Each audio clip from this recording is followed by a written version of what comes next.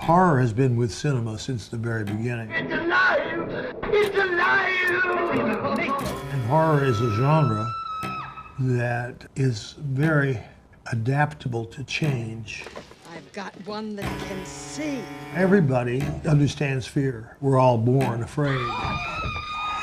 Fear is a universal thing. We all don't laugh at the same things. Some drama doesn't work for some audiences, but boy, fear does. And it's a universal genre. I would submit the greatest of all genres.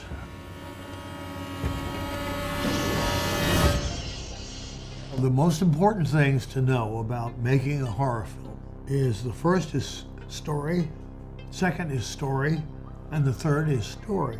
Without that, you're lost. You have no scares. You have no characters. You have nothing.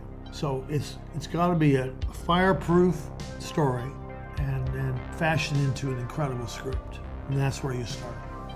That's where you finish. You can't just do a big jump scare for no reason. You'll get a jump, but you get nothing else. Big deal.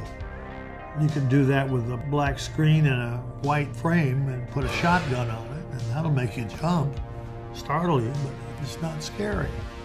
Scary comes out of story. All the cliches about horror movies, the final girl, the final fight, forget them. It's all about the story.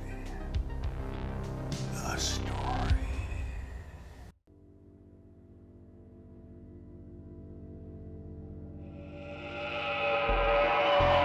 Back in 1982, I made a movie called The Thing. It was based on a novella by John W. Campbell called Who Goes There? It was a monster movie, and it was a tough film to shoot. Had to go to the Stewart, British Columbia, up on a glacier to shoot the exteriors, and plus the Mendenhall Glacier to shoot the exteriors of the second unit. And I loved directing the blood test scene.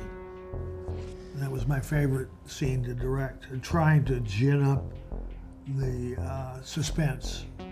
Which one of these characters, which one of our characters is a creature, is a monster, is a thing.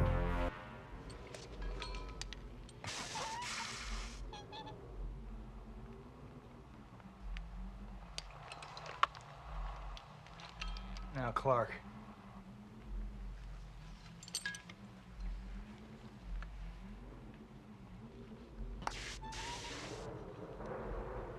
And Clark was human, huh? Which makes you a murderer, don't it? Palmer now.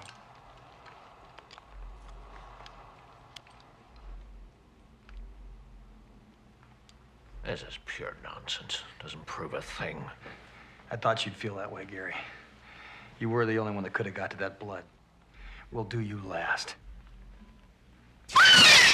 Bob Bottin designed and created the monster, and the idea was it could look like anything because it's imitated other life forms throughout the universe, so that just freed him up to bring together a design with how to do it, and that was always the big thing.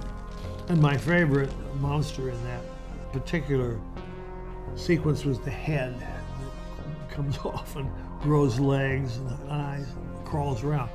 I love that one. It's fun. I'm gonna pick that one over on across the street. Oh, what the? The music and the sound effects, everything, it affects what you're doing on the screen, everything. You strip away all that, and sometimes it's more terrifying in silence. Sometimes it requires music, or it begs for music. Usually when we compose for a movie, you work with the characters and the themes and the scenes. You provide what's needed to make the movie go. It's all improvised. It all comes out as we watch the image. So the images, the storytelling and the images are spark of the music. My way of doing it is to get a copy of the cut of the film and turn it on and start playing. Suburban Screams was really interesting for me because it was a remote directing. I'd never done this. It was shot in Prague, and my wife was there as my eyes and ears on the set. And I was sitting in my favorite chair in my living room, directing away. I loved working with my leading actress, Julie Stewart. She's fabulous. We had great locations and a great cameraman, great assistant director, and it just went real smoothly. But I will say to up-and-coming filmmakers, I'm a guy who grew up in Bowling Green, Kentucky. If a hillbilly like me can make it in the movie business, you can too. You have the equipment these days that we didn't have. You can make a movie on your phone, for God's sakes. Make a movie. I want to see it. Show it to me. Watch Suburban Screams and so many more of your favorite horror films streaming now on Peacock. Cut. Way to go, John. Thank you. I love it.